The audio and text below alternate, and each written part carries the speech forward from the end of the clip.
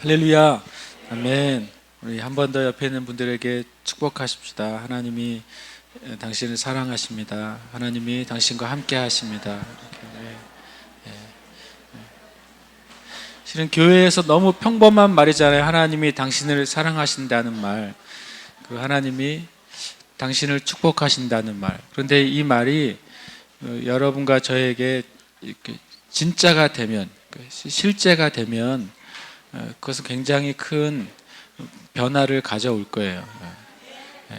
저는 개인적으로 초콜릿을 되게 좋아하는데 초콜릿이 아무리 달콤하다고 제가 얘기를 하더라도 제가 그 초콜릿 한 조각을 입에 넣으면 말이 필요 없잖아요. 그죠?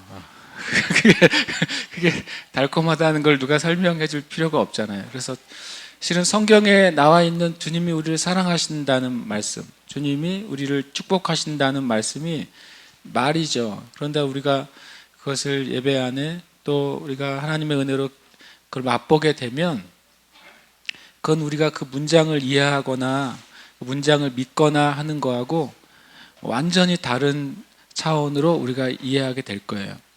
그런데 성경에는 뭐라고 표현하고 있냐면 너희는 하나님을 맛보아 알지어다 그래요. 굉장히 재미있는 표현이죠. 하나님이 제가 좋아하는 초콜릿도 아닌데 맛보아서 알게 되라. 내가 맛보아서 알게 되기를 갈망해라 라고 말씀하세요. 그러면 하나님이 그냥 뭐 우주 위에 떠 있는 신 그런 개념이 아니라 우리가 하나님을 경험하고 느끼고 그분을 만날 수 있다는 소리예요. 만약에 제가 이 시간 이 말을 할 때 여러분 안에 난 하나님이 어떤 분인지 성경적으로 한번 맛보아 경험해서 안 적이 별로 없습니다 라고 하는 분이 있다면 저는 잘 오셨다고 생각해요. 왜냐하면 우리가 주님을 만나도록 우리를 부르셨다고 저는 믿어요. 그래서 여러분이 이 시간에도 또 주님을 더 맛보아 알고 또 그분이 여러분을 사랑하신다는 것, 여러분에게 진짜 관심이 있다는 것, 관심이 있을 뿐만 아니라 정말로 축복하기를 원하신다는 것 알게 되시기를 축복합니다. 아멘. 우리 교회는 계속해서 두 가지를 구해야 된다고 믿어요. 여러분 기도하실 때 교회를 위해 기도할 때 두 가지를 꼭 기도하세요. 첫 번째로는 하나님이 교회에 진짜 기적을 많이 주시옵소서 이렇게. 두 번째로는 주님 우리 교회에 이제는 좀 처소가 필요합니다. 예배 처소가 이렇게 자꾸 좁아지고 있잖아요. 굉장히 마치 내일 계약해야 될 것 같은데요. 땅을 그리고 이 주변의 그 주차 상황은 더 아주 그냥 심각해지고 있어요. 그래서 우리가 주님께 여러분 구하시기를 축복해요. 주님 우리에게 땅을 주시거나 건물을 주시거나 속히 좀 해주세요. 이렇게 그 우리의 필요를 위해서가 아니라 우리가 주님 앞에 마음껏 예배드리며 또 더 많은 형제자매들과 함께 예배드릴 수 있는 장소가 더 빨리 필요해진 것 같아요. 그래서 여러분 함께 구해 주시길 축복합니다. 그리고 더 많은 또 주님의 기적과 이사가 또 나타나기를 여러분 구하시길 축복합니다. 뭐 본인이 와서 저 얘기해 주면 좋겠지만 어제 제가 어떤 가족이랑 식사를 하게 됐어요. 저희 교회 성도님은 아니에요. 근데 저희 금요 영광 예배 때 오셨다가 그 아들이 온몸에 그 아토피가 너무 심해서 밤새 이제 그 몸을 긁으면서 피가 온몸에 나고 하면서 그렇게 계속 지내던 아들을 데리고 오셨어요. 그래서 저희가 같이 몇 분 같이 기도해 드렸거든요. 한 2개월 제 기억으로는 전에. 근데 이제 그분이 이제 제주를 떠나시게 됐는데 그래서 이제 한번 식사를 하게 됐어요. 근데 그 아들을 데리고 나오셨어요. 그래서 저한테 무슨 말 해주셨냐면 그때 그 영광 예배 때 그 아이를 우리가 같이 기도해 줬었거든요. 근데 지금 완치가 됐어요. 그래서 온몸에 얼룩이 남아 있습니다. 목까지도 얼룩이 남아 있어요.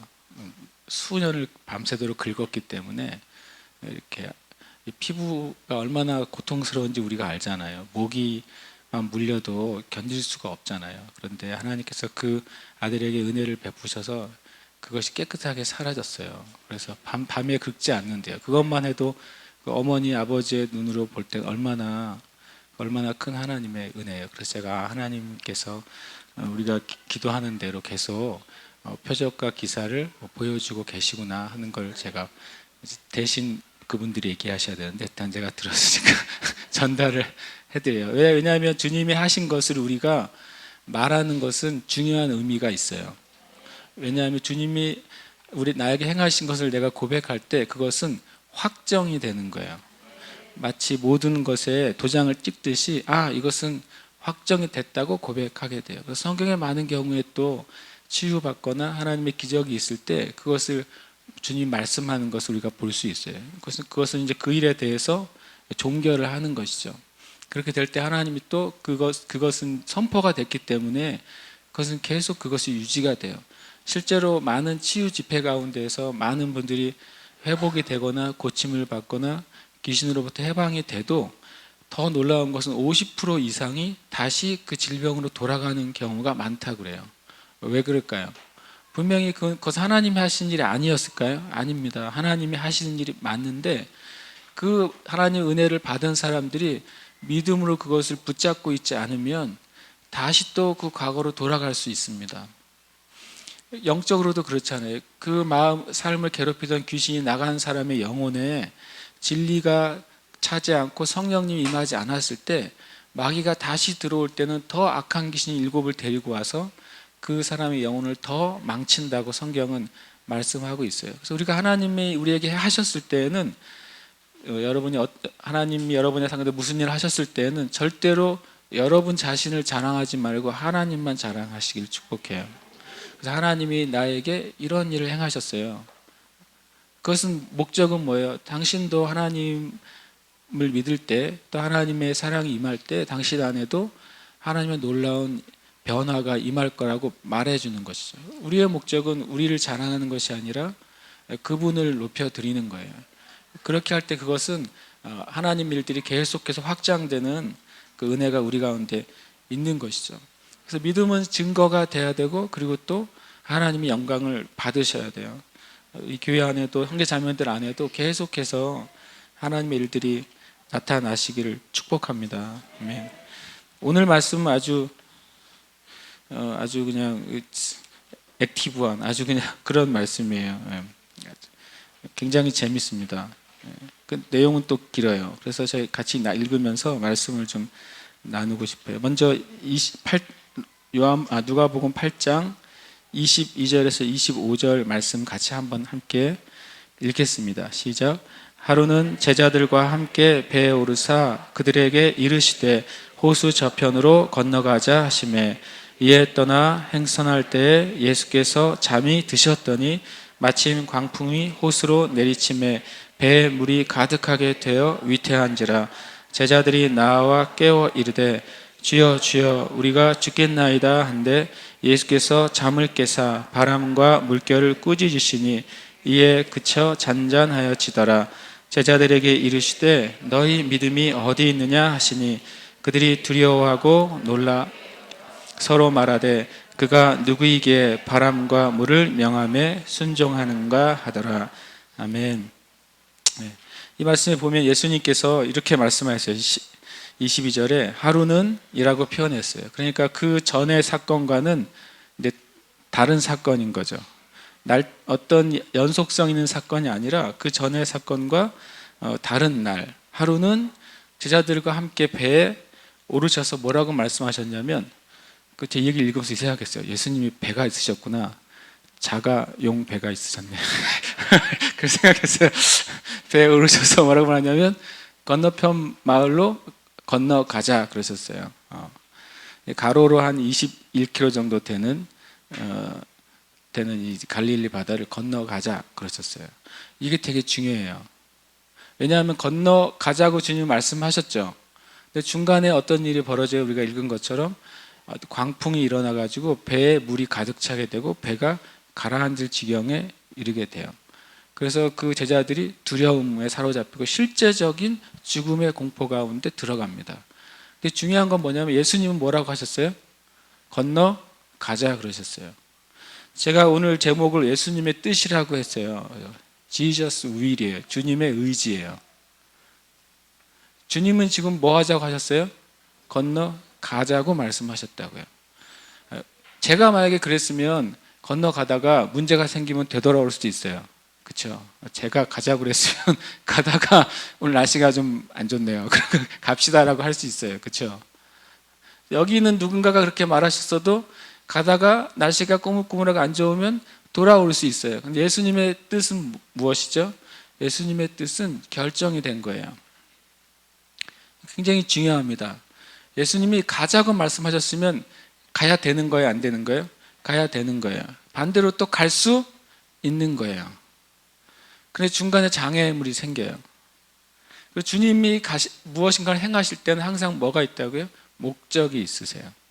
주님이 놀려고 넘어가신 게 아니라 주님의 삶 가운데는 항상 목적이 있고 주님의 의지가 있어요. 그래서 우리가 하나님께서 여러분 삶 가운데 무엇을 하기를 원한다는 마음을 주셨다면 그 일은 어떤 거예요? 주님이 정말 원하시는 거예요. 전에 어떤 사람에서 주님께 뭐라고 말하니까 주님이 원하시면 저를 깨끗하게 하실 수 있습니다 그랬어요. 그랬더니 예수님이 뭐라고 말하세요? I will 그랬어요. 내가 원한다 이렇게 말씀하셨어요. 성경에서 하나님이 원하시는 것이 이루어지지 않은 것이 있습니까? 없습니다.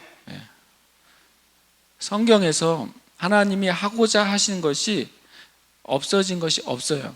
여러분과 제 안에 믿음을 가져야 되는 것이 무엇이냐면 하나님이 원하시는 것, 예수님이 원하시는 그 의지는 반드시 이루어지게 돼 있다는 걸 믿으세요. 이것이 되게 중요한 믿음이에요. 어떤 훌륭한 사람이 원하는 것이 될 수도 있고 안 될 수도 있습니다. 지금 미국 대선에서 두 분이 서로 원하죠. 미국의 대통령이 되기를 원해요. 그러나 그 둘 중에 한 명만 원하는 것을 이루게 될 거예요. 그렇죠? 사람이 원하는 것은 항상 그래요. 이 세상 가운데 가장 위대한 사람이 원하는 것이라 할지라도 그것이 될 수도 있고 되지 않을 수도 있어요. 그러나 이 세상의 창조자이시고 하나님이신 예수님이 원하신 것은 그렇게 돼요. 아멘. 제자들이 믿음이 없었어요. 왜냐하면 예수님이 뭐라고 물어보시냐면 25절에 너희 믿음이 어디 있느냐라고 물으셨어요. 이 제자들이 실제적으로 예수님과 예수님이 하신 말씀이 이루어질 거라는 믿음이 없었습니다. 예수님과 예수님이 하신 말씀이 이루어질 거라는 믿음이 있다면 문제가 생겨도 뭐라고 말해야 돼요? 주님이 이것을 어떻게 이루실까로 궁금해해야 돼요. 그래서 우리가 말씀을 붙잡고 산다는 게 얼마나 중요하냐면 여러분의 인생과 여러분의 미래와 여러분 지금 자신에 대해 하나님 무엇인가 말씀을 주신다면 그것은 어떤 거예요? 확정된 것이에요. 예수님 믿는 사람조차도 그 믿음이 굉장히 없어요. 그냥 막연한 하나님만을 믿어요. 막연한 하나님이 나를 좀 도와주셨으면 하고 믿는 거예요. 막연한 신이 내 인생을 좀 인도해 줬으면 내가 원하는 방향으로, 내가 잘 되는 방향으로, 내가 소원하는 방향으로 내 인생을 인도해 주셨으면 하고 그런 하나님을 믿는 거예요. 그러나 성경의 하나님은, 이 세상을 창조하신 하나님은 철저하게 그분이 우리에게 말씀하신 말씀을 근거로 일하세요. 그러면 예수님을 믿는, 또 하나님을 믿는 사람들은 하나님과 같은 방식으로 하나님을 믿어야 돼요. 그럼 우리가 하나님의 말씀을 믿어야 돼요. 하나님 몇 장 몇 절을 내 마음에 만약에 굉장히 강하게 이것이 나를 향한 하나님의 뜻이라고 내가 감동을 받게 됐어요. 그럼 그것은 뭐예요? 확정된 주님의 의지예요. 그러면 뭐예요? 주님이 건너가자 그러셨죠. 그럼 가는 거예요. 중간에 더 많은 일이 있을 수도 있어요. 광풍이 왔다 간 다음에 상어떼가 출몰할 수도 있고 뭔가 다른 일이 일어날 수도 있어요. 갑자기 그 배가 구멍이 날 수도 있어요.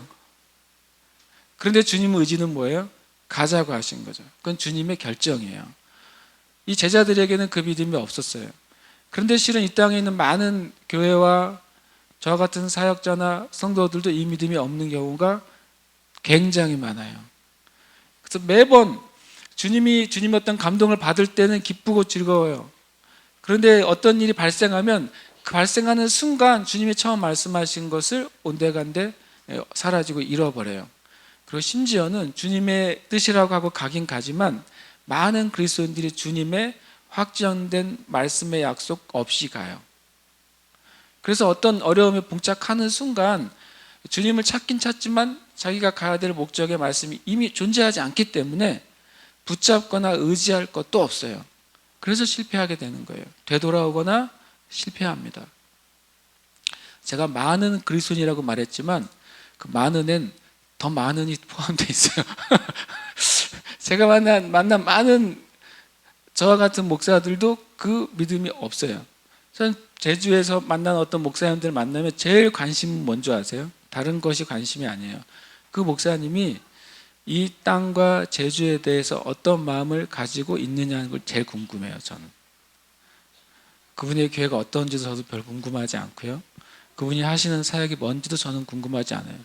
그저 궁금하면 뭐 하겠어요. 그건 하나님이 하시는 일인데 나는 내일도 잘 해야 되는 상황인데, 그러나 관심은 그거예요. 그분이 이 땅에 왔다면 이 땅과 이 제주와 이 지역을 향한 하나님의 약속을 가지고 왔느냐 하는 거예요.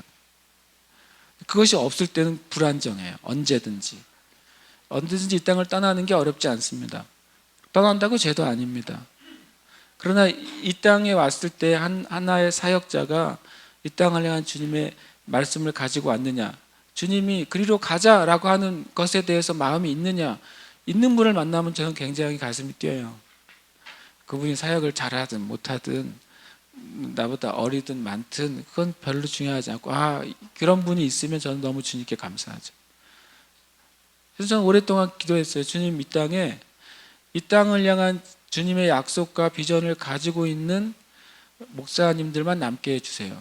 그렇지 않은 분들은 빨리 진짜 부르심을 향해 떠나게 해주세요. 왜냐하면 오래 있을수록 고통스러울 거예요. 아마 이 내 땅이 아니고 나의 부르심이 아니고 나의 비전이 아닌 곳에 오래 있으면 있을수록 어떻겠어요? 그 심령이 괴롭지 않겠어요? 근데 만약에 내가 이 땅이 주님이 나에게 보내신 땅이라고 믿고, 그리고 이 땅을 향한 부르심을 내가 이해했어요. 이 땅을 향한 하나님의 놀라운 계획을 이해했어요. 이해한 만큼 어떻겠어요? 어렵더라도 기다리겠죠. 되게 큰 차이가 있습니다. 우리의 삶 가운데도. 그래서 여러분의 인생 가운데도 인생의 미래를 바라볼 때 여러분이 어떤 말씀을 쥐고 있느냐 없느냐는 엄청나게 큰 결과와 열매를 맺게 돼요. 심지어는 그 약속을 붙잡기 위한 시간이 5년, 10년이라도 그 5년, 10년은 가치가 있는 것입니다. 그래서 예수님이 가자고 말씀하셨어요. 오늘 이 말씀은 한 절 한 절이 너무 이야기거리가 많아가지고 엄청 고민을 하고 있습니다. 그래서 중간에 그만둬야 되겠다 생각을 하고 있어요. 주님이 가자고 하셨으면 여러분 가는 것입니다. 그걸 믿으세요. 지금 여러분 삶 가운데 내가 너와 이렇게 함께 하기를 원한다라고 주셨으면 그렇게 하는 겁니다. 저한테 가끔 물어보거든요. 옛날에 어떤 분이 제주에 몇 년 있을 거라고 물어보길래 이렇게 한번 살짝 째려보고 그다음에 뭐라고 말했냐면, 주님이 저한테 하라고 한 일이 끝나기까지는 내가 갈 수가 없죠. 일이 안 끝나는데 어떻게 갑니까? 우리 노가다도 시마이라고 돼야 끝나는 거지. 우리 오야지가 시마이 해야지 그날이 끝나는 거지. 그 말하기 전에는 일이 안 끝나는 거예요. 주님께서 저를 여기 이곳에 오라고 하셨는데 주님이 됐다 그러면 제가 갈 수 있죠. 다 했다 이제 쉬어도 되겠다 그러면은 전 쉴 수 있어요. 그러나 그렇지 않으면 그건 예의가 아닌 거죠. 주님에 대한 예의. 어떤 다른 걸 떠나서 우리가 주님이 나의 주님이시고, 주님 그러면 좀 고상한데 거기다가 한 글자 더하면 제대로 된 말이 있죠. 주인님이시고 주님이 내 인생의 창조자이시잖아요. 그럼 그분의 말에 내가 존중하는 것이 그게 합당한 것이죠. 그리고 출발을 합니다. 그리고 광풍을 만나요. 어떤 분들이 광풍이 하나님의 뜻이라고 말하는데 절대로 하나님의 뜻이 아닙니다. 그 말씀을 우리 마음대로 읽어요. 하나님께서 예수님의 권능이 얼마나 큰지를 보여주기 위해서 광풍을 보내셨다고 그래요. 왜 하나님이 보내신 것이 아닌지를 제가 말씀드릴게요. 첫 번째로 광풍이라고 그랬어요. 미친 바람이에요. 하나님이 이런 걸 안 사용하세요. 그건 그냥 장난을 한 말이고, 진짜는 뭐냐면 하나님이 보내신 것을 예수님이 꾸짖으실 수는 없어요. 성경에서 예수님이 꾸짖으셨다고 한 단어를 한번 찾아보세요. 예수님이 꾸짖으셨다, 리뷰크, 혼내신 거예요. 혼내신 대상이 누군지 아세요? 마귀입니다. 철저하게. 그 다음에 병입니다. 질병에 대해서 주님이 꾸짖으세요. 그 다음에 하나님의 뜻을 이해하지 못하는 사람들에 대해서 꾸짖으세요. 성경에 나온 이 단어는, 꾸짖다라고 하는 표현은 절대적으로 예수님께서 하나님의 반대편에 서 있는 대상을 향해서 꾸짖으신 거예요. 사람들이 묵상하는 것처럼 예수님이 얼마나 큰 힘이 있는지를 제자들에게 보여주시기 위해서 하나님께서 강풍을 일으키셨다, 이것이 잘못된 묵상이에요. 마귀가 한 것이에요. 왜 그랬을까요? 예수님이 뭐라고 말씀하셨기 때문에요? 저 건너편으로 가자고 말씀하셨기 때문에 그래요. 마귀는 전능하지 않고 전지하지 않습니다. 그러나 사람보다는 아는 게 많아요. 왜냐하면 마귀가 영적인 존재이기 때문에.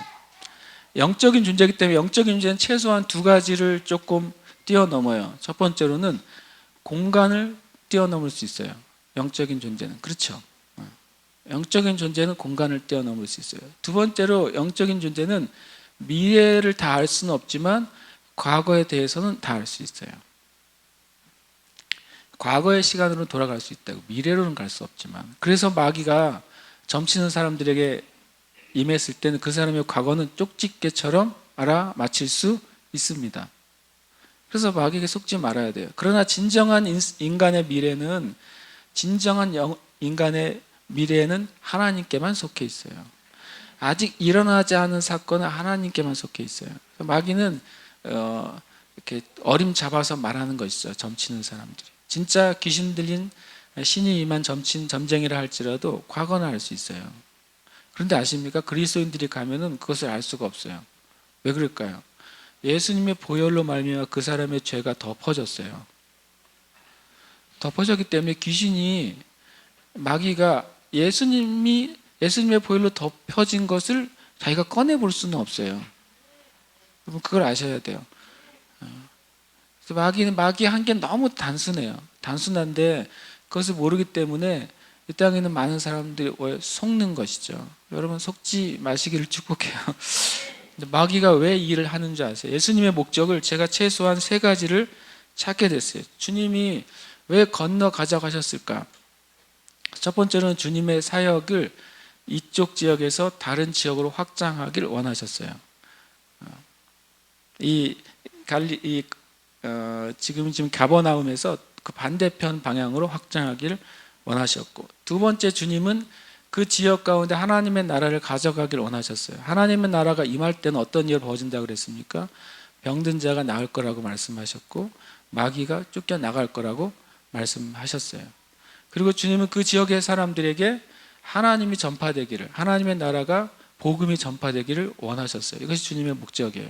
마귀는 그것을 다 막고 싶습니다. 첫 번째로는 예수님과 제자들이 그 땅을 밟지 않게 하려고 노력했어요. 그 첫 번째가 광풍이에요. 두 번째는 예수님께서 그 땅에 오셔서 그 땅 하나님 나라를 가져오지 못하게 하기를 원했어요. 그래서 마귀가 한 명을 파송해요. 오랫동안 그 지역을 다스렸던 귀신들의 군대를 파송해요. 나온 사람은 한 명이지만, 예수님을 마중 나온 사람은 한 명이지만 그 안에 누가 있었다고 그래요? 군대라고 말합니다. 실은 귀신의 군대가 예수님과 맞서 나온 것입니다.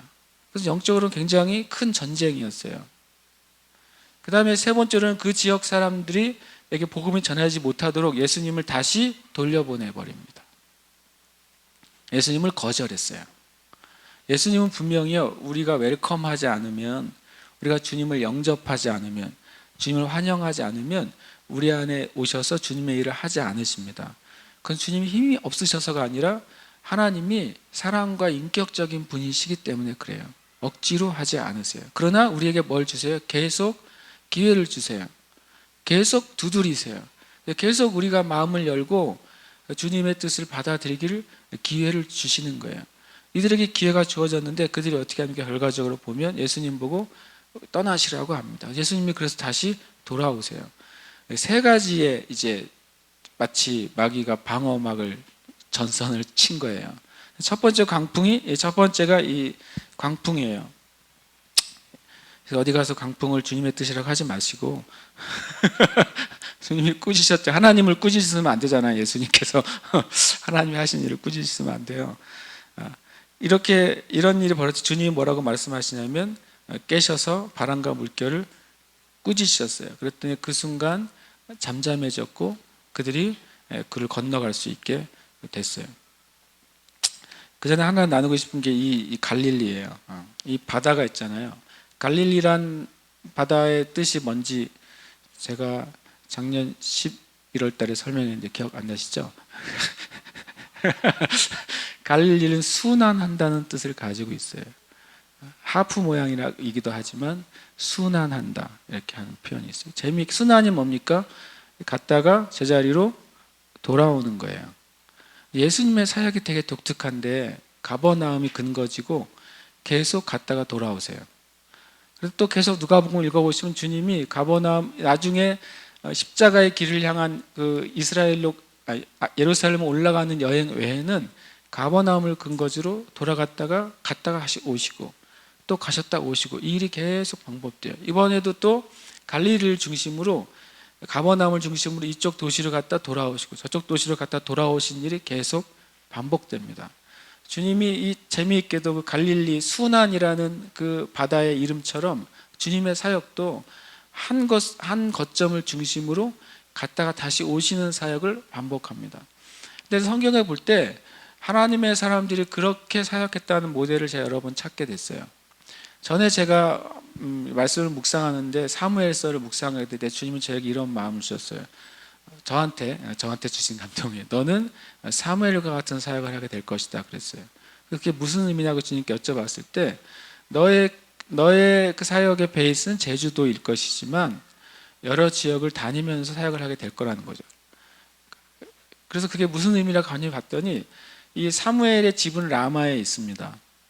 그리고 사무엘의 집은 라마에 있고 사무엘이 이스라엘 네 군데 지역을 다니면서 이스라엘을 다스렸더라라고 말하고 있어요.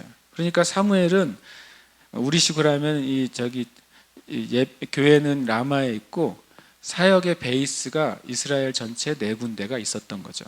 그래서 제가 그것을 듣고서 이제 주님께 기도를 이렇게 했어요. 주님, 저는 제주도에 있는 게 좋고 그러면 대한민국의 세 군데에 우리 교회 사역의 베이스를 주세요. 제가 기도했어요.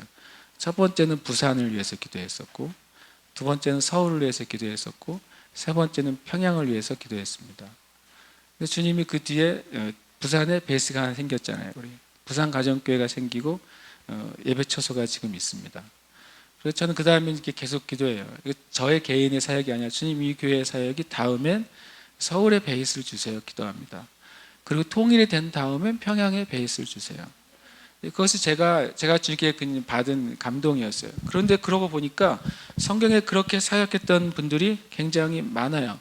가장 근본적으로 보면 아브라함도 그렇습니다. 주님이 처음에 아브라함을 브엘사바에 딱 꽂아 놓으시고 계속 그 주변으로 계속 돌아오게 합니다.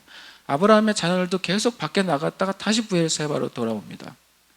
계속 그 중심을 주님이 절대 잃어버리지 않으시고 아브라함의 그 창세기의 네 대 안에 계속 그것을 중심으로 심지어 요셉은 죽으면서까지 유언합니다.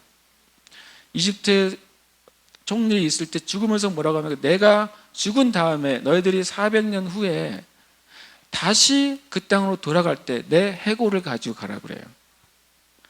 굉장히 재밌죠. 이 어떤 성경 안에서는 그러고 성경을 보시면 다 그래요. 성경 전체 그러면 그 중심은 뭘까요? 그게 예루살렘이에요. 주님은 계속 순환 사역을 하십니다. 그래서 저는 많은 그 그리스도인들 안에 그 중심점이 없을 때 얼마나 흔들리는지를 많이 보게 돼요. 예수님도 우리에게 모델을 보여주세요. 그것은 구약에 나타났던 모델들이에요. 그냥 주님이 예루살렘에 대해서 딱 점을 찍으신 다음에 이스라엘 백성이 죄를 지어서 흩어지잖아요. 온 세계 다 흩어져도 주님 뭐라고 하십니까? 내가 내 이름을 위해서, 너희를 위해서가 아니라 내 이름을 위해서 내가 온 열방 끝에서부터 너희를 다시 끌어모아서 다시 예루살렘으로 모이게 하겠다 그래요. 그것은 또 온 성경의 복음의 완성과도 연결이 된다고 성경은 말씀하시는 거예요. 그래서 그 작은 모델로 갈릴리를 저는 보는 것 같아요. 그 작은 모델로 마치 바다가 온 세상 같고, 주님이 계속 갈릴리 주변을 다니시면서 다시 돌아오시고 다시 돌아오시고 다시 돌아오시고 그렇게 하고 있는 것을 보게 돼요. 그러니까 복음도 똑같이 이스라엘에서 시작해서 열방으로 퍼져나갑니다. 다시 그 복음이 다시 이스라엘로 돌아오게 됩니다. 똑같이 순환 사역이죠. 윤회하고 다릅니다. 윤회는 갈 바를 알지 못하고 계속 가는 거고요. 주님의 사역은 그게 아니에요. 목적이 분명하십니다. 그래서 여러분, 만약에 어떤 줄 끝에 추를 달고 돌리면 그게 돌리는 것이 유지가 되려면 어떻게 해야 되죠? 바깥으로 나가려고 하는 것이 원심력이에요. 바깥으로 뻗어나가려고 하는 힘, 그리고 안으로 끌어당기려고 하는 힘이 구심력이에요. 어느 한쪽이 커지면 어떻게 돼요? 이것이 가운데로 몰려들거나 반대로 원심력이 커지면 날아가 버려요. 지구와 달 사이에 하나님이 원심력과 구심력을 아주 적당하게 주셨어요. 만약에 지구가 달을 끌어당기는 힘이 조금만 줄어들어도 달은 날아갈 거예요. 그죠? 지구와 달 사이에 그 구심력이 조금만 커져도 당장 오늘 아침에 이 달은 지구에 처박힐 겁니다. 어떤 과학자는 이 세상에 존재하는, 우주에 존재하는 그런 인력, 만유 인력 아시죠? 만유 인력은 모든 물건을 서로 잡아당긴다는 거예요. 인력이 강한 것이 인력이 작은 것을 데리고 다녀요. 그런데 하나님, 놀랍게도 우주 안에 있는 모든 인력의 그 퍼센트가 1경분의 1이래요. 1경분의 1만 조금 비껴나가도 온 우주의 질서가 완전히 일시에 무너져 내린답니다. 경이라는 숫자를 우리가 아직 대본 적이 없어서 몰라요. 조, 그 다음에 경이, 해, 경이죠. 아직 그거는 우주 안에서만 쓸 수 있는 단어지 우리의 사람의 숫자가 아닌데요. 그 1경분의 1이 온 우주에 다 존재하는 확률이라는 거예요. 하나만 무너지면 마치 도미노 무너지듯이 우주가 그냥 사라진대요. 그걸 우연히 만들었다고, 우연히 존재한다고 하는 게 진짜 놀라운 믿음이에요. 굉장한 믿음을 가지고 계세요. 그 믿음 우리도 가져야 돼요. 그래서 하나님이 위해서 하셨다는 믿음을 그만큼이나마 우리가 가지면 놀라운 일이 벌어질 거예요. 그래서 여러분, 제가 말하는 거는 구심력과 원심력이 같아야 그게 존재한다는 거예요. 그 말을 하려고 하는 건 뭐냐면요, 복음에 있어서 원심력은 열방과 민족들에게 계속 나가는 것입니다. 교회가 이 복음의 원심력을 잃어버리면 교회의 본질을 잃어버리는 거예요. 교회는 계속해서 온 열방으로 복음을 가져갈 힘을 가지고 있어야 돼요. 근데 그만큼 또 뭐가 필요해야 돼요? 복음의 구심력이 필요해요. 복음의 구심력은 예루살렘으로부터 시작된, 이스라엘로부터 시작된 예수 그리스도의 복음이에요. 교회가 어떤 사역을 하든지 이 복음에 대한 가치와 복음에 대한 중심을 더 강하게 붙잡지 않으면 교회가 세상으로 그냥 흡수돼 버리든지 아니면 교회가 자기 안에서 그냥 죽어버리게 돼요. 우리가 너무 중요한 것이죠. 예수님은 항상 이렇게 새로운 일들을 그런 식으로 하셨어요. 새로운 일을 하셨지만 다시 돌아오시는 걸 통해 우리에게 어떤 모델을 보여주세요. 이 땅에 특별히 또 교회 주님께서는 신약에는 주님의 몸을 또 하나의 기준으로 삼아 주셨어요. 예수님이 머리가 되시고 교회가 몸이라고 말씀하세요. 그래서 이 땅에 있는 하나님의 사역들은 주님의 몸된 교회와 연결이 돼야 돼요. 제가 지난주에 그랬죠. 저는 교회주의자라고. 그런 의미에서 저는 교회주의자예요. 그래서 우리가 순환의 영적인 의미는 또 무엇이냐면 하나님의 뜻이 반드시 성취된다는 거예요. 멀리 돌아가는 것 같지만 다시 돌아오게 하세요. 그래서 그 일을 하나님이 이루세요. 하나님이 모든 것이 합력하여 선을 이루시는 분이라고 말씀하시잖아요. 그 합력이라는 의미 안에는 때로는 우리가 하나님의 뜻이 여기에 있는 것 같은데 주님이 지금 버리시는 일은 저쪽 멀리서 일을 시작하시는 것 같을 때가 있어요. 그럼 우리가 때때로 주님의 뜻을 의심하게 되죠. 그래, 하나님이 뜻이 먼저 있었다면 지금 하나님이 하시는 일에 아무리 멀리 있는 것 같아도 다시 돌아와서 그것은 성취하게 됩니다. 그래서 우리가 그 하나님을 믿으시기를 축복합니다. 그래서 여러분 개인적으로 적용하셔야 돼요. 여러분의 개인적인 삶 가운데 하나님의 어느 약속을 붙잡게 되시면 그 다음부터는 염려하지 마십시오. 여러분의 인생을 주님이 더 먼 곳까지 끌고 가실지라도 여러분의 일은 반드시 성취될 거예요. 하나님은 그러신 분이에요. 하나님 약속한 것을 반드시 이루십니다. 근데 믿는 사람들이 그 약속을 붙잡았느냐, 이게 중요해요. 예수 그리스도를 믿는 사람들이 그 나를 향한 하나님의 약속에 대해서 이해하고 있느냐, 그리고 그것을 내가 주님께 구하고 있느냐. 구하면 주실 거라고 그랬어요. 찾으면 찾게 될 거라고 그랬어요. 문을 두드리면 열릴 거라고 그랬어요. 그런데 실제로 그리스도인들이 구하거나 찾거나 문을 두드리는 일을 하지 않습니다. 우리 교회는 하지 않지는 않지만 잘 하는지는 아직 부족합니다. 많이 더 하셔야 돼요. 그래서 주님이 그것을 반드시 보여주실 것입니다. 제가 아까 세 가지 뜻이라고 그랬어요. 건너가는 것, 그 땅에 하나님 나라를 가져가는 것, 그리고 거기 복음이 전파되는 것이라 했어요. 첫 번째는 주님께서 물결을 꾸짖으시면서 그것을 파괴하세요. 그리고 주님이 제자들에게 묻습니다. 그 너희의 믿음이 어디에 있느냐? 네가 믿고 있고 행하고 있는 근거가 어디 있느냐는 거예요. 여러분이 행동하는 것에, 계획하는 것에 근거가 있습니까? 근거가 있다면 그것은 성취될 거예요. 근데 여러분이 뭔가 계획할 때 명확한 근거가 없다면 그 일은 이루어져도 여러분의 인생에 열매가 없을 겁니다. 우리가 우리 삶에 그것이 있는 것이 너무나도 중요합니다. 그리고 또 한 가지, 이 제자들이 이 사건을 통해서 이런 말을 합니다. 24절 끝에 보면 그들이 두려워하고 놀라면서 뭐라고 말하냐면 그가 누구이기에 바람과 물을 명함에 순종하는가, 이렇게 말해요. 이게 재밌는 질문이에요. 제자들이죠. 이들이 조금 전에 뭘로 세워졌어요? 사도로 세워졌어요. 사도로. 사도들이란 말이죠. 예수님의 12사도. 그 정말 휘황찬란한 이름이죠. 예수님의 12사도. 위대한 이름이에요. 근데 그들이 이런 질문을 하는 거예요. 예수님, 그가 누구이기에 바람과 물을 명함에 순종하는가? 이 12사도는 최소한 예수님이 메시아라는 사실을 믿고 쫓아왔어요. 그렇죠?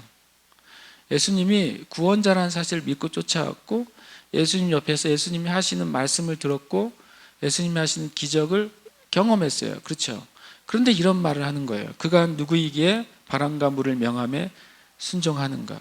그래서 제가 가만히 이걸 보고 있다가, 예수님이 예수님을 메시아라고 생각해서 지금 찾아온 이들까지도 놀라요. 뭐 때문에 놀라요? 예수님의 권능의 한계 때문에요.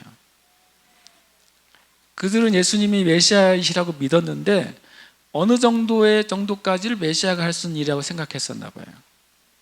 예수님이 하실 수 있는 능력의 한계를 이 정도는 정말 놀랍다고 생각했었나 봐요. 근데 항상 예수님이 하시는 일은 사람의 예상을 뛰어넘으시는 일을 하세요. 그럼 지금도 저는 예수님은 그런 분인 것을 알아요. 여러분, 우리가 또 여러분과 제가 예수님이 얼마나 위대한 분이신지 아십니까? 실제 예수님은 그것보다 더 위대하신 분이에요. 여러분과 제가 예수님이 얼마나 능력이 많으신 분인 줄 믿으십니까? 그러나 예수님은 실제로 그보다 더 큰 능력이 있으신 분이에요. 성경은 계속 그것을 얘기해줘요. 예수님 우리의 생각과 상상과 깨달음과 또 우리의 느낌과 우리의 연구를 뛰어넘으셔서 존재하십니다. 그래서 우리가 예수님을 믿을 수 있어야 돼요. 그 예수님을 믿어야 돼요. 그래서 예수님이 하신 일에 대해서 우리가 제한하지 않아야 돼요. 우리의 생각으로 그런 일은 있을 수 있나요? 라고 우리가 말한다면 우리는 제자들과 같은 것입니다. 주님께 구해야죠. 주님, 우리가 주님을 제한하지 않는 교회가 되게 해주세요. 주님, 우리가 주님을 제한하는 그리스도인이 되지 않게 해주세요. 진짜 주님이시라면 진짜 무엇이든지 하시는 분이라는 것을 믿게 해주세요. 우리가 그것을 믿어야 됩니다. 26절 말씀, 26절부터 29절까지 함께 읽겠습니다. 시작. 그들이 갈릴리 맞은편 거라사인의 땅에 이르러 예수께서 육지에 내리심에 그 도시 사람으로서 귀신 들린 자 하나가 예수를 만나니 그 사람은 오래 옷을 입지 아니하며 집에 거하지도 아니하고 무덤 사이에 거하는 자라. 예수를 보고 부르짖으며 그 앞에 엎드려 큰 소리로 불러 이르되 지극히 높으신 하나님의 아들 예수여, 당신이 나와 무슨 상관이 있나이까? 당신께 구하노니 나를 괴롭게 하지 마소서 하니, 이는 예수께서 이미 더러운 귀신을 명하사 그 사람에게서 나오라 하셨습니다. 귀신이 가끔 그 사람을 붙잡음으로 그를 쇠사슬과 고랑에 매어 지켰으되 그 맨 것을 끊고 귀신에게 몰려 광야로 나갔더라. 아멘. 요 메시지는 짧지만 우리가 귀신에 대해서, 마귀에 대해서 많은 정보를 줘요. 이 이야기는. 그래서 우리가 일반적으로 그 귀신 들림이나 그런 거에 대해서 가지고 있는 상식이 성경적이지 않다는 것을 많이 알게 돼요. 우리가 어떤 영적인 질문을 가지면 이 질문이 생기는 순간 여러분이 이 질문을 하셔야 돼요. 그것이 성경에 있는 것인가? 라고 하는 거예요. 여러분이 하나님에 대해서, 이 세상에 대해서, 보이는 영역에 대해서, 보이지 않는 영역에 대해서 어떤 질문이 생기는 순간 똑같이 질문하셔야 돼요. 주님, 이 제가 궁금한 부분에 대해서 성경은 어떻게 말씀하고 있습니까? 성경은 말하고 있을까요? 말하고 있습니다. 성경 우리에게 말씀해 주고 있는데 우리가 그것을 다 보는 눈이 실제로 잘 열리지 못했어요. 열릴 때마다 우리는 많은 것을 보게 될 거예요. 이 메시지도 굉장히 많은 것을 얘기해 줘요. 예수님께서 내리셨어요. 그랬더니 한 명이 딱 마중 나와 있어요. 누가요? 귀신 들리자 한 명이 마중 나와 있어요. 굉장히 독특하죠.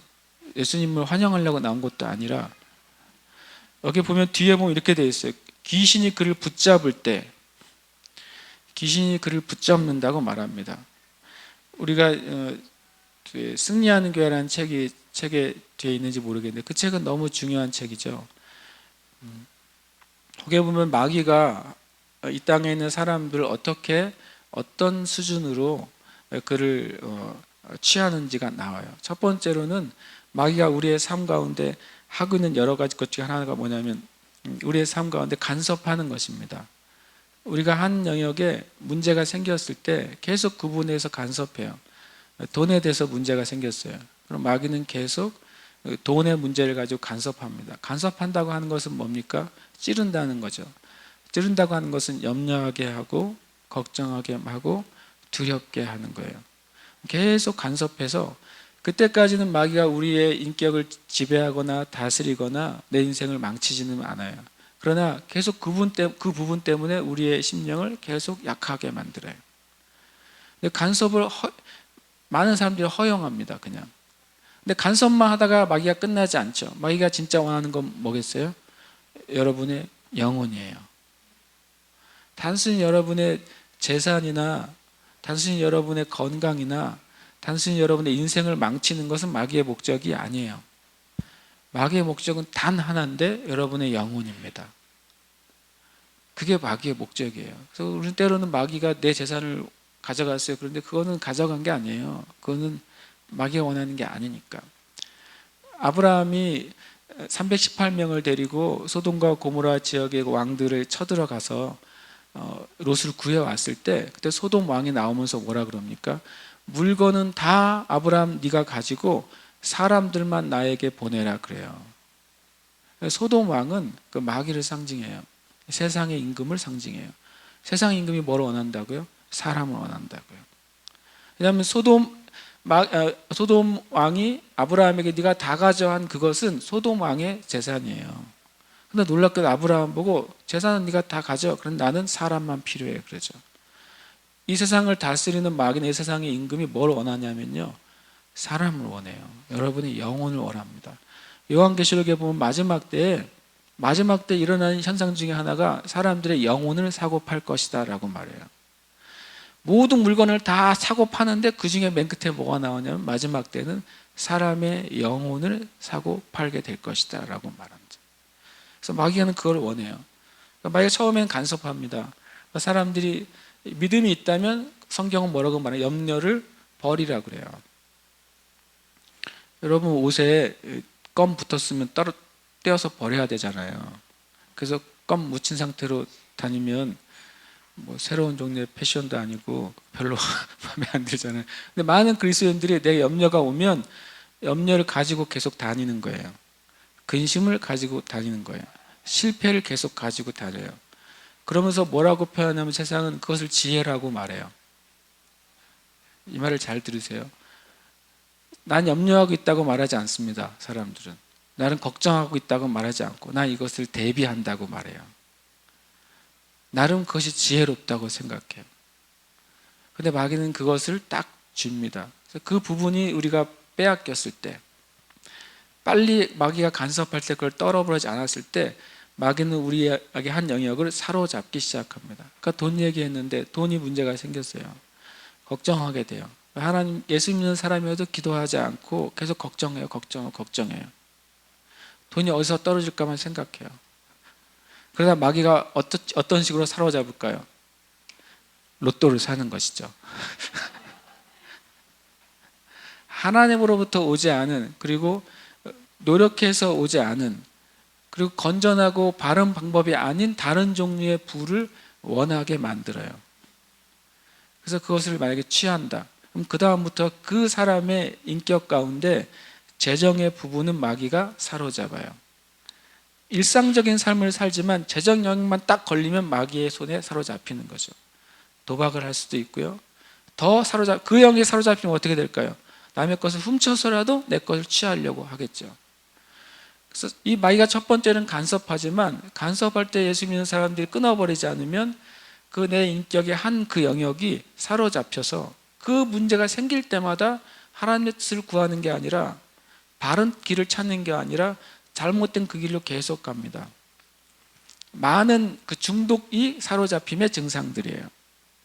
많은 중독의 현상들은 실은 정신적인 영역이죠. 그러나 궁극적으로는 영적인 마귀에 사로잡힘이에요. 그 인격 가운데 평소에는 멀쩡하다가 어떤 사람은 술에 사로잡히면 그 술 영역에 있어서는 그 부분은 마귀가 주인 노릇을 합니다. 어떤 사람은 돈에 있어서 그 부분을 마귀가 주인 노릇을 해요. 어떤 사람은 음란의 부분에 있어서 마귀가 주인 노릇을 합니다. 나머지 부분은 굉장히 정상적이에요. 그래서 사로잡힘이에요. 그러나 점령당함이 있어요. 사로잡힌 상태가 오래 지속되고 그것을 즐기게 되면, 그걸 즐길 수 있어요. 사람은 죄를 즐깁니다. 그 문제가 있는데 죄를 즐기겠어요? 아닙니다. 왜 마약을 계속 할까요? 목숨을 걸면서 왜 할까요? 그 안에 쾌락이 있기 때문에 그래요. 모든 죄 안에는 쾌락이 있어요.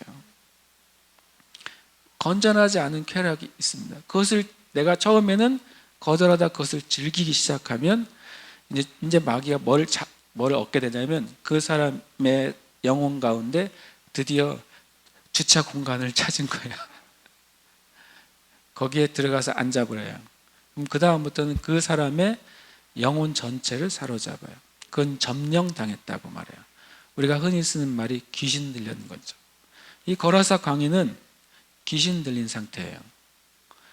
처음부터 어떤 사람도 한순간에 딱 귀신 들리지 않습니다. 처음에 간섭당함을 허용하면 더 밀고 들어와요. 그 다음에 나의 인격의 한 부분을 마귀가 사로잡아요. 그럼 그것을 가지고 그 사람의 인생을 조종합니다. 마귀가. 그럼 나중에는 그 사람 전체 인생을 뺏어가요. 영혼을 점령함으로써. 그때는 자기 뜻대로 하는 것 같지만 실은 자기의 뜻이 아니라 마귀의 뜻을 따라 사는 거죠. 이 거라사 광인이 어디에 있었다고 그랬어요? 광야에 있었다고 그랬어요. 광야에서 살던 사람이에요. 광야에 있는 무덤 사이에 살던 사람이에요. 그런데 갑자기 해변으로 나왔어요. 누구의 인도함을 따라? 네, 그렇죠. 귀신의 인도함을 따라 나온 것입니다. 여기는 설명되어 있잖아요. 귀신이 가끔 그 사람을 붙잡음으로 그를 쇠사슬과 고랑에 메어서 지켰어요. 이때는 가끔이죠. 그죠?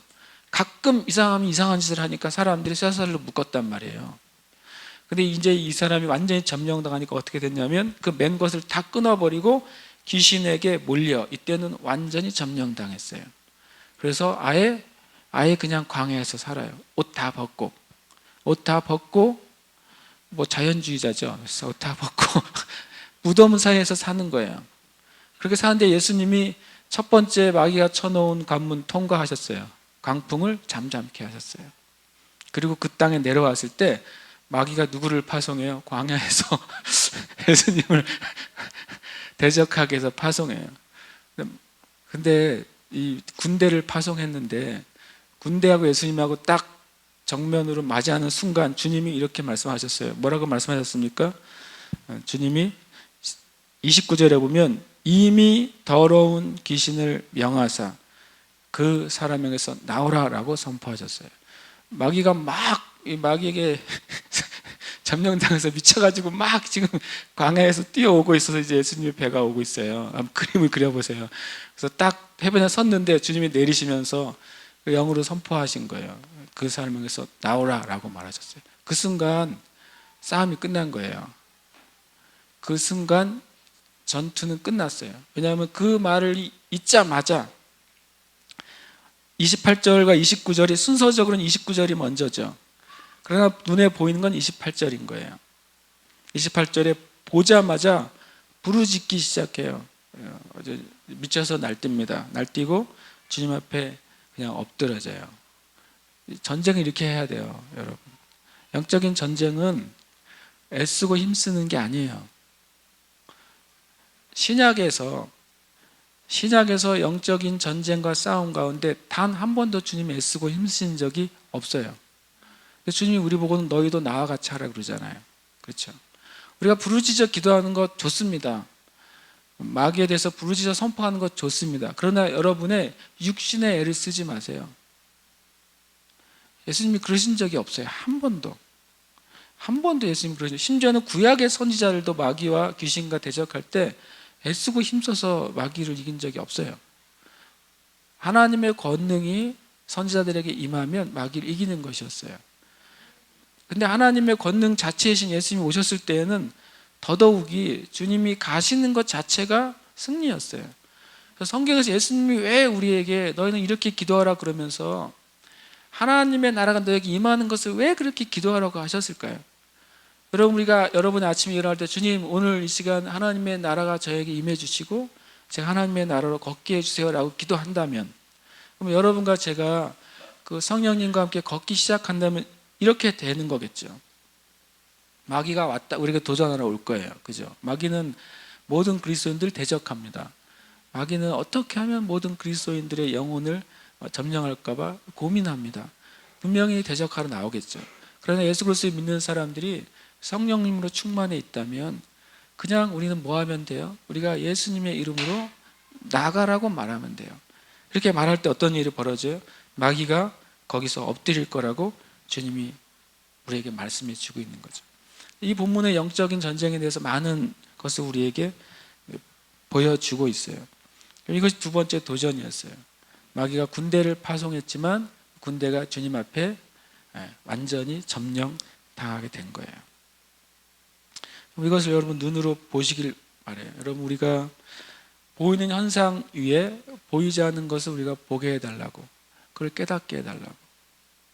때로는 어떨 때는 제가 옛날에 들었는데 어떤 아내가, 예수님을 잘 믿는 아내가 교회에 왔다 가면은 아무 이유 없이 남편이 화를 내고 소리를 지르고 욕을 하고 괴롭힌다는 거죠. 그래서 왜 그러나 그랬다는 거예요. 나중에 주님께서 깨닫게 하실 때 보면 딱 이것이죠. 하나님의 백성이 은혜를 받고 왔을 때 마귀는 그거를 그냥 어떻게든지 쏟아버리길 원하는 거예요. 그렇게 해서 주님께서 행하시는 거죠. 아멘. 아멘. 주님. 할렐루야. 선생님, 젓가락을 내려놓으시길 축복합니다. 위험합니다. 그 다음에 우리가 말씀을 좀 재밌는 것은 그 다음 구절이 너무너무 재미있어요. 이 30절부터 우리가 34절까지 함께 읽겠습니다. 시작. 예수께서 내 이름이 무엇이냐 물으신즉 이르되 군대라 하니 이는 많은 귀신이 들렸음이라. 무적행으로 들어가라 하지 마시기를 간구하더니 마침 그곳에 많은 돼지떼가 산에서 먹고 있는지라. 귀신들이 그 돼지에게로 들어가게 허락하심을 간구하니 이에 허락하시니 귀신들이 그 사람에게서 나와 돼지에게로 들어가니 그때가 비탈로 내리다라 호수에 들어가 몰사하거늘 치던 자들이 그 이루어진 일을 보고 도망하여 성내와 마을에 알리니. 예, 예. 이제 귀신 정체가 드러났죠. 많은 귀신이 들렸다. 군대라고 말했습니다. 뭐 레지온이라고 되어 있는 단어는 로마 그 군대 단위로 6천 명 정도 되는 군대예요. 굉장히 어떻게 한 사람에게 이 말 그대로 하면 수천 마리의 귀신이 들어갈 수 있는가라고 물으신다면 아까 질문하면 뭐라고 질문하라고 성경에 있는가 그거죠. 성경에 있잖아요. 그러면 될 수 있다는 거예요. 예를 들어서 역사 가운데 큰 악을 행한 사람들 안에는 실은 이런 귀신들이 들어가 있는 것을 우리가 알 수 있어요. 뭐 스탈린이나 나치나 이런 사람, 이런 온 세상을 다 지옥으로 만들려고 했던 그런 사람들 안에는 분명히 이런 귀신들이 들어가 있는 것이죠. 근데 그들이 뭐라고 말하냐면 무적행으로 들어가라고 하지 마세요라고 말합니다. 무적행은 지옥이죠. 마귀들은요, 분명히 아셔야 될 건 자신들의 끝이 어딘지 알아요. 근데 인간들이 몰라요. 하나님을 믿지 않으면 끝이 어떻게 될 거라는 진짜 사람들은 몰라요. 잘 믿지 않아요. 그런데 마귀들은 다 압니다. 자신들의 멸망이 무적행, 지옥이라는 사실을 알아요. 지옥은 귀신을 위해 준비된 장소예요. 사람을 위해 준비된 장소가 아닙니다. 하나님의 계획 가운데 지옥은 하나님을 거역하고 영원한 멸망 가운데 가는 귀신들을 위한 장소예요. 그런데 마귀가 그 하나님의 영혼들을 끌고 들어가기를 원하는 거예요. 우리가 그것을 아셔야 돼요. 그래서 절대로 지옥에 가면 안 되는 거예요. 절대로 지옥에 가면은 안 됩니다. 그래서 그것은 정말 우리의 생명을 들어서라도 포기해서는 안 돼요. 절대로 지옥에 가서는 안 돼요. 그러니까 그곳에 이제 돼지떼가 있어요. 주님이 그들이 돼지떼에 들어가 달라고 그래요. 이 돼지가 굉장히 중요해요. 돼지가. 제주도에 돼지가 얼마나 중요합니까? 이거 잘못 이해하면 큰일 나는 문제예요. 하필이면 주님이 왜 그 귀신들을 돼지떼에 들어가도록 허용하셨는가 하는 거예요. 그러면 그 돼지떼가 들어가니까 다른 본문에는 2,000마리 정도의 돼지떼가 들어갔다고 되어 있잖아요. 보면은 그 사람들에게 재산상의 손해가 났죠. 2,000마리면 돈으로 얼마예요? 그러니까 수천 마리가 죽었어요. 누가 또 이렇게 말했죠. 예수님이 돼지가 들어가기 때문에 환경에도 문제가 생겼다. 돼지들에게서 바라볼 생각을 다 하는 분들이 많은데 주님이 왜 그걸 허용하셨고 그 일이 왜 일어났느냐는 거예요. 그럼 그것을 보고서 그 거라사 사람들이 자신들의 돼지가 다 죽으니까 이러다가는 우리가 치고 있는 모든 돼지가 다 죽을 것 같은 거죠. 그러니까 예수님 보고 떠나라 그래요. 예수님과 경제적인 것과 바꿔버렸어요. 근데 주님이 이거 허락하셨냐면 첫 번째로 예수님은 예수님의 사역 가운데 직접적으로 이방인을 대상으로 사역하신 적이 없습니다. 예수님은 유대인을 대상으로 사역하셨어요. 그리고 그 사역 가운데 이방인들이 와서 치유받거나 고침받기도 했어요. 심지어 예수님께서 12제자나 70명을 보내실 때 이방인의 길로 가지 말고 유대인들에게 먼저 가라고 말씀하셨어요. 그럼 예수님은 유대인들에게 가시는 거예요. 근데 그 안에 그 수로보니게 여인처럼 이방인이 아닌 유대인이 아닌 이방인들이 주님께 고침을 구하기도 했어요. 주님이 그것을 허락해 주시기도 했어요. 그러나 예수님의 사역은 근본적으로 유대인에게 집중되어 있습니다. 그래서 주님의 마지막 명령이 뭐예요? 이 복음이 유대에서 사마리아로, 사마리아에서 이스라엘에서 유대에서 사마리아 열방으로 가기를 원하셨어요. 주님은 유대에서 사역하시고 그 다음에 세워진 교회가 계속 이방으로 나가도록 주님이 계획하신 거예요. 거라사 지역에 주님께서 유대인에게 가셨을까요? 이방인에게 가셨을까요? 유대인들에게 가셨습니다. 그리고 그것을 계획하셨어요. 그런데 문제가 있어요. 그들이 유대인인데 그들이 뭘 치고 있어요? 돼지를 치고 있는 거죠. 지금은 신약 이후에는 모든 동물, 모든 짐승, 모든 음식에서 주님이 뭐 하셨어요? 풀어주셨어요. 그것은 내가 거룩하게 했다고 말씀하셨어요. 베드로에게 3번이나 이 모든 것들, 구약에서 금하고 있던 모든 음식들에 대해서 보여주시면서 그 부정한 모든 것이 내가 이제 깨끗하게 하였다라고 선포했어요. 그래서 저는 순대를 잘 먹습니다. 성경에서는 분명히 그 여러 번 바울 사도도 말했어요. 모든 음식은 하나님께서 주신 것이기 때문에 감사와 기도로 깨끗하게 된다고 말했습니다. 덕을 위해서 때로는 어떤 음식을 절제해야 될 필요는 있다고 말씀하셨지, 그것이 더럽다고 말씀하신 적은 단 한 번도 없어요. 근데 예수님 때에는, 예수님이 부활하시고 그것이 신약의 교회 선포되기 전까지는 돼지는 어떤 존재죠? 부정한 짐승입니다. 구약에서 부정한 짐승이에요. 이들이 돼지를 치고 있어요. 그들이 유대인이에요. 뭔가 문제가 있는 거죠. 주님이 왜 거기를 넘어가셨겠어요? 주님의 백성인데 그들이 더러운 것 가운데 살고 있는 거예요. 그들이 더러운 것, 자기의 인생을 위해서, 자기의 생존을 위해서, 자기의 재물을 위해서 더러운 것에 손을 대면서 그들이 살았어요. 그 유대인들이. 주님이 그것을 멈추고 싶으셨어요. 그래서 그들의 재물이 더러운 재물이에요.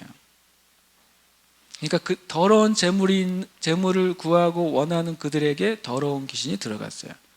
여러분, 되게 중요합니다. 왜 거라사 광야에 그렇게 많은 군대의 귀신이 그 지역을 진을 치고 있을 수 있었을까요? 왜냐하면 그 지역에는 하나님의 백성들이 그것을 허용했기 때문에 그래요. 여러분, 어느 지역에 교회가 100개, 1000개가 있어도 그 교회가 만약에 부정한 것을 허용하면 마귀는 언제든지 그 땅 가운데 일할 수 있습니다. 그것은 사람의 수의 문제도 아니고 표면적인 것의 문제가 아니라 하나님의 백성들이 무엇을 허용하고 무엇을 거절하느냐 하는 거예요. 이것을 주님이 보시고 가신 것이죠. 그래서 그들이 누렸던 거룩하지 않은 그 음식에 대해서 주님이 그 귀신과 함께 멸하셨어요. 주님이 우리의 삶 가운데 어떤 일을 행하실 때는 주님의 목적이 반드시 있어요.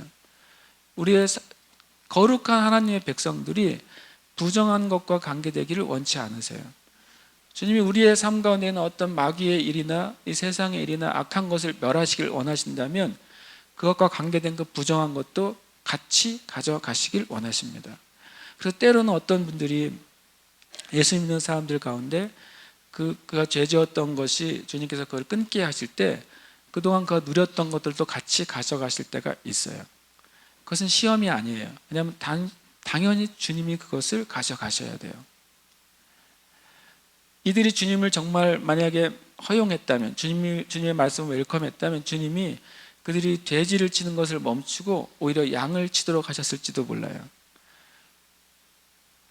우리의 삶 가운데도 여러분 적용하셔야 돼요. 여러분의 삶 가운데 하나님 앞에 부정한 것을 여러분이 취하고 있다면 그것은 어떤 통로가 되냐면 부정한 귀신이 오는 통로가 돼요. 마귀에게 여러분이 열어주는 거예요. 일할 수 있도록. 마귀가 여러분의 인생에 간섭해서 여러분의 인생을 망칠 수 있도록 길을 열어주는 거예요. 그래서 제가 무슨 물건을 버리세요 이런 개념이 아니에요. 제가 말하는 거는 성경에서 주님께서 이것은 죄라고 하시는 부분, 이것은 너의 인생을 망치고 너의 영혼을 망칠 거라고 하는 부분을 손대고 있다면 그것을 손을 떼야 되는 거예요, 우리가. 왜냐하면 그 손을 떼는 것뿐만 아니라 그렇게 손을 뗄 때 여러분의 인생과 가정 가운데 손을 뻗치고 있던 마귀의 계획도 끊어지게 되는 것입니다. 우리의 삶 가운데 그것을 분별하게 되면 실은 많은 그리스도인들이 많은 어려움과 인생의 문제로부터 해결받을 수 있습니다. 예수님은 그걸 원하셨어요. 가라사 지방 가운데 그것을 끝내기를 원하셨어요. 그래서 그 귀신과 함께 돼지를 죽게 만드신 것이죠. 참 우리의 삶 가운데 그것이 계속 있지 않도록 우리가 깨워서 실은 기도해야 되는 거죠. 그리고 또 한 가지 사실은 놀랍게도 귀신이 동물에게 들어갈 수 있느냐라고 물어본다면 성경 뭐라고 말하고 있는 거예요? 들어갈 수 있다고 말하는 거죠. 그건 우리 상식으로 그렇게 될 수 있어 이렇게 여러분 답을 하지 마시고 성경에서 뭐라고 말하는지를 보면 그걸 그냥 답으로 받으세요. 성경에 써 있으니까. 동물에게 귀신이 들어갈 수 있는가? 성경은 있다는 것을 보여줍니다. 우리 안에. 35절 39절 함께 읽겠습니다. 사람들이 그 이루어진 일을 보러 나와서 예수께 이르러 귀신 나간 사람이 옷을 입고 정신이 온전하여 예수의 발치에 앉아 있는 것을 보고 두려워하거늘 귀신 들렸던 자가 어떻게 구원받았는지를 본 자들이 그들에게 이르매 거라사인의 땅 근방 모든 백성이 크게 두려워하여 예수께 떠나가시기를 구하더라. 예수께서 배에 올라 돌아가실새 귀신 나간 사람이 함께 이기를 구하였으나 예수께서 그를 보내시며 이르시되 집으로 돌아가 하나님이 내게 어떻게 큰 일을 행하셨는지를 말하라 하시니 그가 가서 예수께서 자기에게 어떻게 큰 일을 행하셨는지를 온 성내에 전파하니라. 아멘.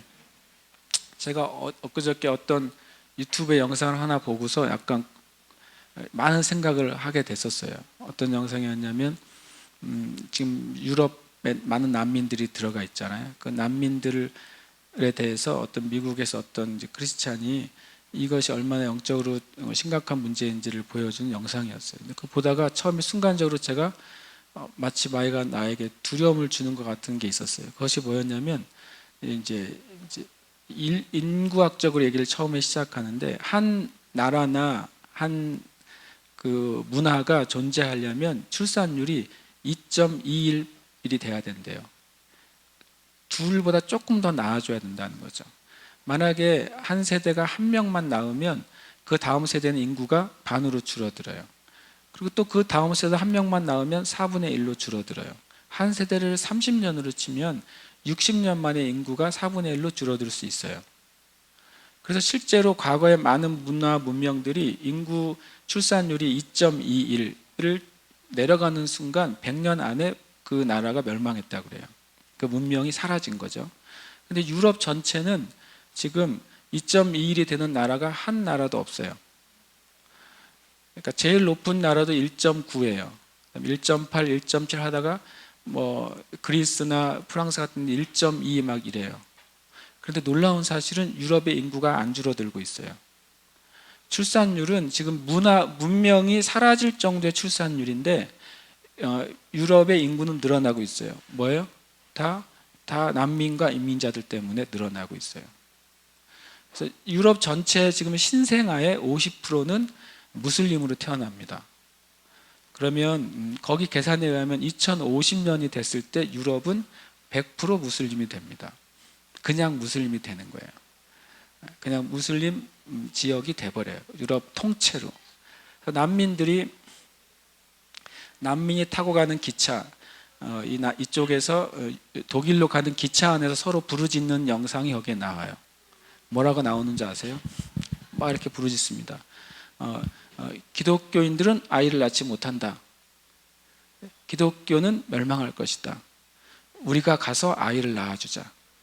유럽은 곧 무슬림이 될 것이다. 이런 것을 난민들이 외칩니다. 카다피 있죠. 카다피가 죽었죠. 카다피가 했던 그 연설이 있어요. 뭐라고 하냐면 우리는 칼도 필요 없고 총도 필요 없고 테러도 필요 없다. 곧 유럽은 무슬림이 될 것이다 라고 말해요.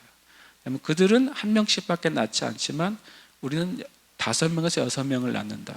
우리는 아내 4명을 둘 수 있다. 그러면 우리는 한 세대가 22명의 자녀를 낳을 수 있고 우리는 2세대 안에 유럽을 정복할 것이다. 카다피가 그래요. 그냥 정말 떼거리로 몰려오는 거죠. 그리고 예를 이렇게 들어요. 프랑스 한 지역에서 난민을 수용했는데 그 시골 마을이 프랑스 사람이 25명, 프랑스인가 벨기에인가 25명이 그 원래 주민이에요. 그런데 국가에서 그가 땅이 넓으니까 거기에 400명의 난민을 받아들였어요. 그 순간 그 지역은 그냥 점령됐어요. 원래 주민은 25명, 시골 마을. 근데 거기 시골 마을이니 거기에 난민 400명을 받아들였더니 그 다음부터 끝난 거예요. 그냥 그 지역은 그냥 무슬림이에요. 독일이 지금 어떤 상황이냐면 독일의 학생들, 난민들을 받아들인 다음에 학교에 들어가죠. 그러면 학생 중에 독일 아이들은 매일 맞고 다녀요. 이렇게 말해요. 또 그 난민 이쪽에서 온 난민이 독일 애들은 쟤네들은 저 구석에만 앉아야 됩니다. 그래요. 다른 데 앉으면 우리한테 맞으니까. 지금 유럽은 주인이 바뀌었어요. 이미 바뀌었습니다. 이미 바뀌었어요. 독일은 그래서 지금 뭐 심각한 지경에 이르렀고, 그들의 목적은 단 하나죠. 전 세계를 무슬림의 지배하에 두는 것입니다. 그걸 영상을 보고 나니까 제 마음에 정말 떼거리로 몰려오네요. 이거 어떻게 해야 되고, 제가 마음에 막 근심과 두려움이 올려오려고 그랬어요. 그래서 방법은 나는 말씀을 읽어야지. 그래서 여기 걸어서 가길래 군대가 나오더라고요. 그래서 이거를 묵상하다가 제가 근데 바꿨어요. 주님, 난민이 5천만 명, 1억 명이 와도 주님이 더 강하시군요. 이 결론을, 이 말씀을 제가 읽으면서 그걸 깨달았어요. 우리나라도 몰려오려고 한단 말이죠. 그러나 하나님의 교회가요, 주님과 함께 할 때 그들이 아무리 큰 군대라 할지라도 주님의 권세와 권능이 압도하는 것입니다. 믿는 사람들이, 예수 믿는 사람들이 우리의 수와 그동안 이 땅과 기독교계에 부어진 부와 명예와 권력을 의지하는 순간 무너질 거예요. 그러나 철저하게 예수님과 그분의 권능과 그분의 은혜를 의지할 때에는 철저하게 이기게 될 것입니다. 그 다음에 여기 이렇게 말합니다. 귀신 나간 사람의 상태가 첫 번째로는 그가 옷을 입었다라고 말을 하고요. 그 다음에 정신이 온전해졌다라고 말하고요. 그 다음에 예수님 앞에 나왔다고 말해요. 분명히 그가 조금 전에는 군대 귀신에 들렸던 자예요. 그러나 예수님을 만난 다음에는 그가 정신이 제정신으로 돌아왔습니다. 군대로부터 자유롭게 됐어요. 그가 옷을 입게 됐어요. 그가 이제는 정상적인 삶을 살게 됐어요. 그뿐만 아니라 예수님께 자기가 복종하는 자리에 이르게 됩니다. 여러분, 주님께서 하시기 원하는 게 있다면 그걸 거예요. 우리의 삶 가운데 부정한 것들을 제거하시길 원하실 거예요. 그리고 우리를 원래의 자리요, 여러분이 이 땅에 왔을 때 하나님께서 여러분 한 사람 한 사람을 향해 주신 진짜 가장 좋은 상태, 가장 온전한 상태, 성경에서 말씀하시는 하나님의 진정한 행복의 상태로 다시 돌려놓길 원하시는 거예요. 그게 주님의 목적이에요. 그리고 귀신 들렸던 사람들이 36절에 보면 자기가 어떻게 구원받았는지를 사람들에게 말하게 됩니다. 영어 원문에는 어떻게 자기가 치료되었는지를 말해줘요. 치료됐다고 자기가 고백한 겁니다. 나는 이 마귀의 점령으로부터 내가 치료됐다고 말하는 것이죠. 주님은 이 세대를 치료하길 원하세요. 우리의 마음을 치료하길 원하세요. 우리의 영을 치료해서 바른 대로 이끌길 원하시는 거죠. 37절에 보면 마지막 마귀가 진을 쳐요. 뭐냐면 예수님을 쫓아내는 거예요. 첫 번째 못 막았어요. 강풍으로 못 막았고, 두 번째 그 귀신 들린 그 군대 귀신으로 못 막았어요. 이제는 그럼 예수님을 쫓아내면 될 것이라고 생각하죠. 그래서 그들 전체가 자신들이 두려워해서 자신들이 누리던 것들이 사라질까봐, 자신들의 경제적인 유익이 제거될까봐. 놀랍죠? 귀신을 택하고 예수님을 쫓았어요. 요한복음 2장에 보면 이렇게 말씀이 있어요. 그들이 왜 예수님께 나오지 않느냐, 많은 사람들이. 예수님이 빛으로 임했을 때 왜 사람들이 예수님을 거절했냐면 그들이 어둠과 죄를 사랑했기 때문이다 그래요. 이들이 돼지를 치면서 얻은 유익을 사랑했어요. 그래서 오히려 귀신을 선택했어요. 이 세상이 그렇습니다. 심지어 예수님 믿는 사람들까지도 예수님과 관계없는, 진리와 관계없는 삶을 살면서도 그 유익을 위해서 주님을 거절할 수도 있어요. 그러나 표면적으로는 교인일 수도 있어요. 근데 주님이 놀랍게도요, 아무 말 안 하시고 돌아가세요. 주님의 한 수가 이제 나타납니다. 주님이 37절에 보면 예수께서 배에 올라 돌아가세요. 그러면 표면적으로 주님이 이곳에서는 사역을 못 하셨다고 생각하는 거죠. 그런데 놀랍게도 귀신 나간 한 사람이 38절에 보면 예수님께 와서 함께 가게 해달라고 그래요.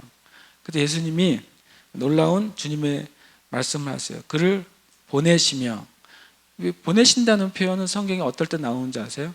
파송한다는 말이에요. 너 있기 싫어, 이게 아니에요. 지금 놀랍게도 성경엔 보내신다, 파송하신다고 할 때는 항상 뭐가 또 포함되어 있는지 아십니까? 하나님의 위임이 있는 것입니다.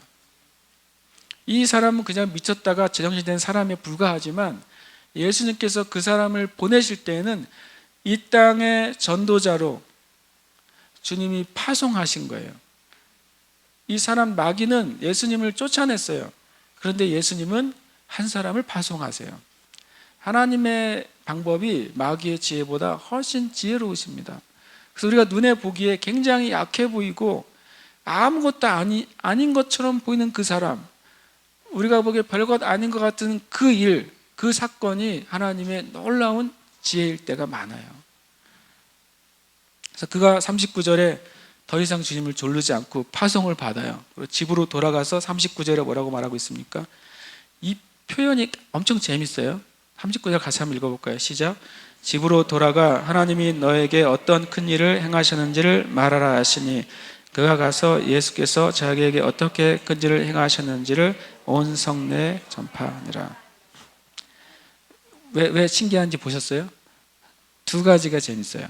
두 가지 숨은 그림을 찾으시면 잘 보신 거예요. 첫 번째 뭐냐면 예수님은 집으로 가라 그래요. 집으로 가라 그랬죠. 그리고 두 번째로는 하나님이 너에게 하신 일이 뭔지를 얘기해라 그래요. 그렇죠. 그랬더니 이 광인이었다가 회복된 사람이 어떻게 하냐면요, 집만 가는 게 아니라 어떻게 해요? 온 성내를 싸돌아다녀요. 그 다음에 놀랍게도 하나님이 너를 어떻게 구원하셨는지를 말해 이렇게 말하는데 이제는 갈 때는 뭐라고 말해요? 하나님을 예수님으로 전하기 시작합니다.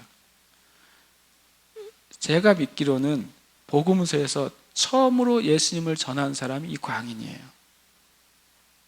처음으로 예수님을 전해요.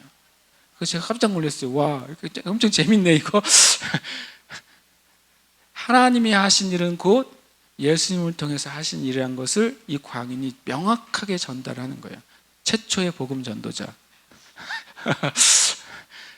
최초의 복음 전도자가 이렇게 생겨요. 우리가 생각하지도 못한 방향에서 생기고, 갈릴리 저편에 완전히 사람들이 버린 땅에 데가볼리 지역에 복음이 이렇게 선포되는 거죠. 아멘. 그래서 하나님의 일은 하나님이 하세요. 그런데 하나님의 일은 그 하나님의 은혜를 경험한 사람이 하는 것입니다. 그리고 그 말씀에 순종한 사람이 하는 거예요. 우리가 분명히 알아야 돼요. 주님이 가자고 했으면 가는 겁니다. 갈 수 있는 것입니다. 여러분을 향해 주님이 주시는 그 계획과 축복은 이루어지는 것입니다. 주님을 붙잡을 때 주님이 행하실 것입니다. 아멘. 함께 기도하십시다.